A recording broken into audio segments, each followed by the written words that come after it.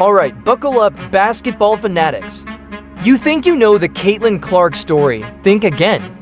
We're diving deep into the real strategy behind the Indiana Fever's moves, and it's not just about protecting their star rookie. It's about building a dynasty. Forget the clickbait headlines about enforcers. This is about legacy, leadership, and the evolution of the WNBA. So you clicked on a video promising Caitlin Clark's bullies are about to get what's coming to them. Well, you're in the right place, but not for the reasons you think. The surface narrative of protecting Caitlin Clark is simplistic. What the Indiana Fever are really doing is far more nuanced and strategic. They're not just signing enforcers, they're building a championship-caliber team designed to thrive around Clark's unique talent. Forget the individual battles. We're talking about a war for WNBA dominance. Last season, Caitlin Clark stepped into a league that wasn't exactly rolling out the red carpet. She faced a level of physicality that, let's be honest, sometimes crossed the line. But let's not mistake her composure for weakness or the Fever's response as merely reactive. What the Fever did was proactively building their team with an eye to the future. The goal isn't just to shield Clark from hard fouls. It's about crafting a team that elevates her game, maximizes her potential, and creates a winning culture. It's about legacy. Let's be clear, rookie hazing is a thing in professional sports. It's a rite of passage, a way for veterans to test the mettle of newcomers. But what Clark faced was often excessive. Cheap shots, unnecessary contact, it was there. The Chicago Sky getting more flagrant fouls, it's more complicated than what's shown. But here's where my analysis diverges from the simple narrative. Blaming individual players or teams misses the bigger picture. The WNBA is evolving. The influx of young talent like Clark, Aliyah Boston, and Angel Reese is disrupting the established order. This creates tension both on and off the court. This isn't just about animosity, it's about pressure. Teams know that Clark is a game changer, a player who can single-handedly elevate a franchise. They're desperate to contain her, to slow her down, and sometimes the desperation manifests as overly aggressive play. What teams will learn this season is that they need a better plan for defending her because Clark will adapt her game to what teams try to do.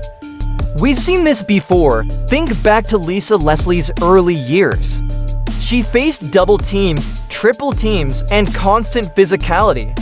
It was a different era, but the underlying dynamic was the same, established players testing a phenom. So what the Fever need wasn't just someone to throw elbows.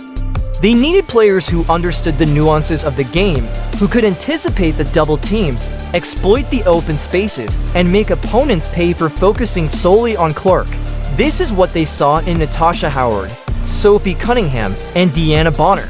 Let me interject a personal story here. Back in my college days, I was a point guard known for my passing ability. I wasn't the fastest or the strongest, but I could see the court and anticipate plays before they happened. I played against a center named Brenda, who was a pure intimidator. She'd set bone-jarring screens and clean up the boards with ruthless efficiency. One game, I was getting hammered, constantly knocked to the floor. Brenda saw what was happening. She pulled me aside and said, "Arlene, you focus on making the passes. I'll take care of the rest," and she did. She sent a clear message to the other team, "Leave my point guard alone." A true enforcer doesn't just retaliate, they deter.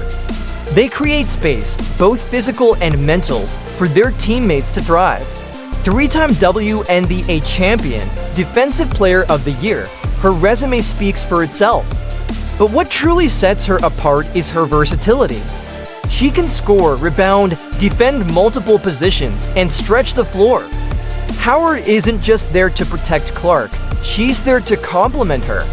Her ability to space the floor opens up driving lanes for Clark and Boston. Her defensive prowess allows the Fever to switch seamlessly on screens. And her championship experience brings a level of composure that young teams desperately need. Let's delve deeper. Howard's defensive skills are not just about intimidation. She's a master of positioning, anticipation, and disrupting passing lanes. She understands angles, leverages her length, and knows how to force turnovers. She will communicate the defensive game plan, especially for Clark, as someone coming into the league, what opposing players' tendencies are. She's a defensive chess player, not just a bruiser. Sophie Cunningham, the video rightly points out, brings the fire, the edge. Well, let's just say she's not afraid of a little confrontation. Taekwondo black belt, yeah, you don't mess with Sophie.